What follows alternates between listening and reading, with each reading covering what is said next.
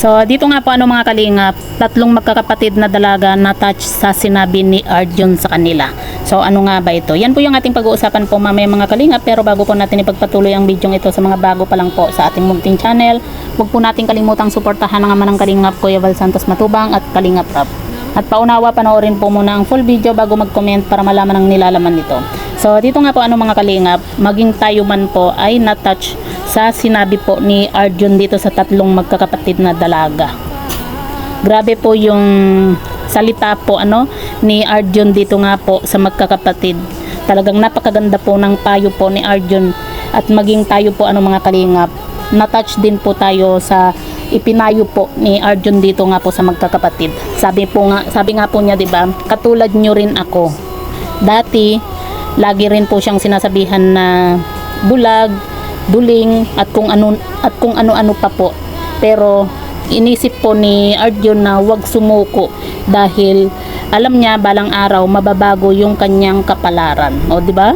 Grabe no? Kumbaga kahit na ganyan po si Arjun talagang nakakabilib din po yung mga payo niya, 'di ba? Sa tuwing kung mapapansin po natin itong si Arjun, kahit na minsan may pagka makulit po siya, mapagbiro, pero napapasaya naman po tayo, 'di ba? Pero yung mga binibitawan po niyang salita, mga binibitawan po niyang payo, talagang yung may laman, 'di ba? Kahit na simpleng payo, yung mga binibitawang salita po ni Arjun, talagang may laman po. Kagaya na lang po niyan, 'di ba?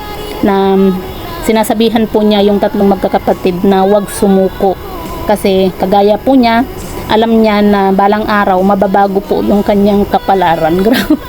Grabe po mga kalingap, sa totoo lang na-touch po ako dun sa salita po na yun ni Arjun. Dito nga po kay Melissa. At syempre sa tatlong magkakapatid na rin po Pero ang kausap po kasi niya dito ay si Melissa nga po. At yan nga po mga kalingap, nakakatuwa pa po dahil yung sa pagsasalita po ni Arjun dito kay Melissa ay napatawa din po niya itong si Melissa, na nakita naman po natin kung gaano po kaseryoso at kamahiyain nga po itong tatlong magkakapatid na ito. Maging si Chris, 'di ba?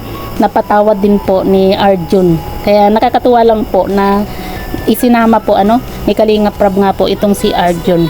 Kaya marami po tayong nababasa na comment, at ang sabi nga po, sana sa tuwing pupuntahan or ipapasyal ni Kalingap Rab nga po itong tatlong dalaga, sana laging isama po itong si Arjun, kasi alam po natin na itong si Arjun kahit na makulit, napakadaldal po niya, 'di ba? Kumbaga magaling po siyang magpatawa. Malay po natin sa pamamagitan po ni Arjun ay mabilis po na mabilis po na yung tatlong magkakapatid ay mawala po yung kanilang pagkamahiyain nga po Kaya talagang grabe ang dami pong nag-aabang dito nga po sa Tres Marias.